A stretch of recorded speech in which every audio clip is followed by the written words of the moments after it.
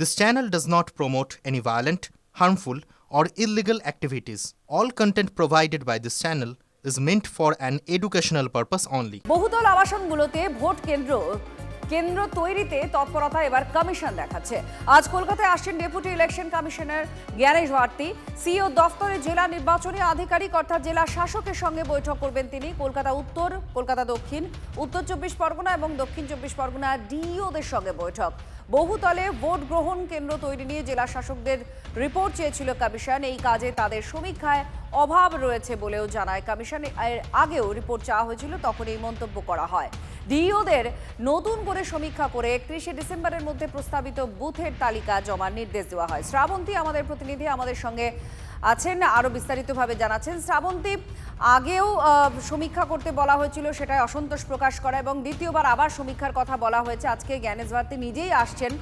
তো মূলত প্রাথমিক রিপোর্ট কি পাওয়া যাচ্ছে, কি ধরনের রিপোর্ট এসেছে? আচ্ছা, এটা পরিষ্কার যে এসআইআর আবহে এই হাই রাইজ বিল্ডিং এ যে সমস্ত জেলা শাসকদের ডাকা হয়েছে, সেখানে আগামী নির্বাচনে হাই রাইজ বিল্ডিং নিয়ে যে তৎপর কমিশন, এটা স্পষ্ট। আজকের বিকেলবেলা 3টের সময় যে সমস্ত জেলা শাসকদের এলাকায় বেশি হাই রাইজ রয়েছে তাদেরকেই ডাকা হয়েছে। এর মধ্যে উত্তর কলকাতা, দক্ষিণ কলকাতা, উত্তর 24 পরগনা, দক্ষিণ 24 পরগনার জেলা শাসকরা সশরীরে থাকবেন কমিশনের দপ্তরে। যেরকমটা এর আগে বলা হয়েছিল যে হাই রাইজ বিল্ডিং নিয়ে যাবতীয় রিপোর্ট, সেটা আজকের কতখানি তৈরি হয়েছে সেটা যেমন জ্ঞানেশ ভারতী জানতে চাইবেন। একই দিকে কত সংখ্যায় আবাসনগুলি রয়েছে, সেই সংখ্যায় কত, এক একটি আবাসনে কত বাসিন্দা রয়েছে এবং সেখানে বুথ কেন্দ্র করতে গেলে কিরকম পরিমাণ নিরাপত্তার প্রয়োজনীয়তা রয়েছে, এই সমস্ত বিষয়গুলি উঠে আসতে পারে। নিঃসন্দেহে এসআইআর আবহে যখন হাই রাইজ নিয়ে আলোচনা হচ্ছে, তখন আগামী নির্বাচনে এটাই অনেকটা গুরুত্ব দিয়ে দেখছে, এটা বলাই যেতে পারে। আজকে ধন্যবাদ। শ্রাবন্তী আমাদের প্রতিনিধির সঙ্গে ছিলেন। আর এসআইআর শুনানি কেন্দ্রের ভেতরে বিএলএদের রাখার দাবি তৃণমূল কংগ্রেসের। দিকে দিকে শুনানি কেন্দ্রে অশান্তি আর কড়া সিদ্ধান্ত জানিয়ে দেয় কমিশন। কোনো শুনানি কেন্দ্রে বিএলএরা থাকবে না। যদি ঝামেলা হয় তাহলে শুনানি বন্ধ করে দেওয়া হবে। এই সিদ্ধান্ত নির্বাচন কমিশন নিয়েছে।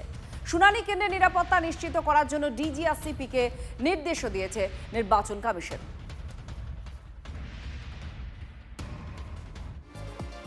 জেলায় জেলায় তৃণমূলের বিএলএ 2দের শুনানি কেন্দ্রে ঢোকার চেষ্টা আমরা গতকাল দেখেছি। গোলমালে একাধিক জায়গায় শুনানিও বন্ধ হয়ে থাকে।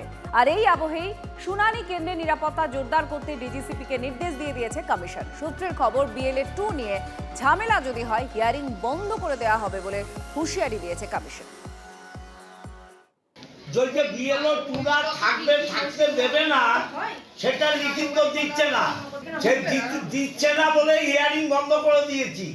এসআইআর এর শুনানি কেন্দ্রে বিএলএদের প্রবেশ নিষেধ, তাই শুনানি বন্ধ করে দিলেন চুঁচুড়া তৃণমূল বিধায়ক অসিত মজুমদার। যে বিএলও 2রা থাকতে দেবে না, সেটা লিখিত দিচ্ছে না, সে দিচ্ছে না বলে হিয়ারিং বন্ধ করে দিয়েছি। চুঁচুড়া মগরা ব্লক অফিসে শুনানি বন্ধ। উৎকণ্ঠার মধ্যেই চূড়ান্ত হয়রানির শুনানিতে আসা মানুষজনের। তার জেরে ক্ষোভের মুখে পড়তে হলো তৃণমূলের নেতাকর্মীদের। কেন এমন পরিস্থিতি? টিভি 9 বাংলার প্রতিনিধি প্রশ্ন করতেই তেলে বেগুনে জ্বলে উঠলেন তৃণমূলের বিধায়ক অসিত মজুমদার। ব্যক্তিগত আক্রমণ করতেও পিছপা হলেন না তিনি। যেভাবে কাজে বাধা দিচ্ছেন, তাতে আপনার কি মনে হয় না এই যে প্রক্রিয়াটা, সেই প্রক্রিয়াটা অনেকটা বেশি দেরি হয়ে যেতে পারে? তারা তো কাজটাকে ঠিকঠাক না, এটা কাজে বাধা দেওয়া নয়। আপনি মনে হচ্ছে নির্বাচন কমিশনের পেটুয়া কর্মচারী। শুনানির মাঝখানে ঢুকে এইভাবে যদি কাজে বাধা দেওয়া হয়, কোনো ঘটনা ঘটেনি। আপনি জানেন, আপনার দিদি ভাই, আপনার বিদ্যা বুদ্ধি পর্যন্ত জানি না, আমি অ্যাডভোকেট। শুধুই কি চুঁচুড়া? গঙ্গার এপারে ভাটপাড়া বয়েজ স্কুলের শুনানি কেন্দ্রে প্রায় তদারকি করতে দেখা গেল পুরসভার ভাইস চেয়ারম্যানকে। সমস্যা সমাধানের জন্য বিএলএ 2কে বসতে দিচ্ছে না। আপনি যেটা বলছেন আমরা ঢুকতে পারি না, আবার এটাও ঠিক, বিএলএ 2কে বাইরে বার করে দিতে পারে না। বর্ধমানের জেলা শাসকের দপ্তরের শুনানি কেন্দ্রে বুথ লেভেল এজেন্টদের ঢোকা নিয়েও অশান্তি। অভিযোগ, তৃণমূলের বিএলএরা শুনানি কক্ষে জোর করে ঢোকার চেষ্টা করেন। বাধা দেওয়ায় কমিশনের আধিকারিকদের সঙ্গে শুরু হয় বচসা। আমরা যখন সমস্ত নোটিশ বা ফর্ম বাড়ি বাড়ি বিএলওদের সঙ্গে আমরা থেকে যখন দিতে পারলাম, আমরা যখন তাদের বাড়ি চিনাতে পারলাম, আমরা সমস্ত কিছু করার পরে আমাদের এই ভিতরে বিএলএ 2দের থাকার অধিকারটা থাকবে না। কারণ একই ছবি মেদিনীপুরে জেলাশাসকের দপ্তরে। এখানেও তৃণমূলের বিএলএরা শুনানি কক্ষে ঢুকে পড়েন। তা নিয়ে গোলমালের জেরে বেশ কিছুক্ষণ বন্ধ ছিল শুনানি।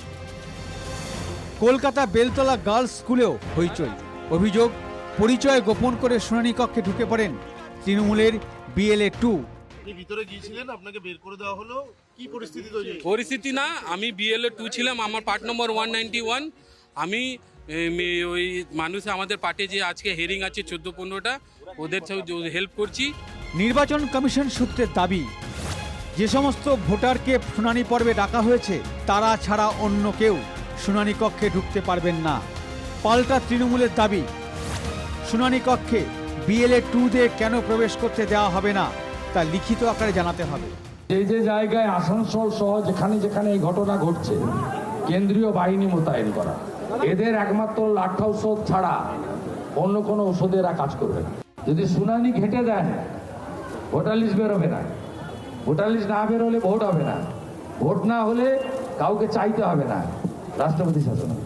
উনি তো সবসময় 100টা সেন্ট্রাল ফোর্স নিয়ে ঘোরেন। উনি হিয়ারিং সেন্টারে 100 কেন 50 লক্ষ মিলিটারি সারা ভারতবর্ষ থেকে তুলে এনে বসিয়ে দিই।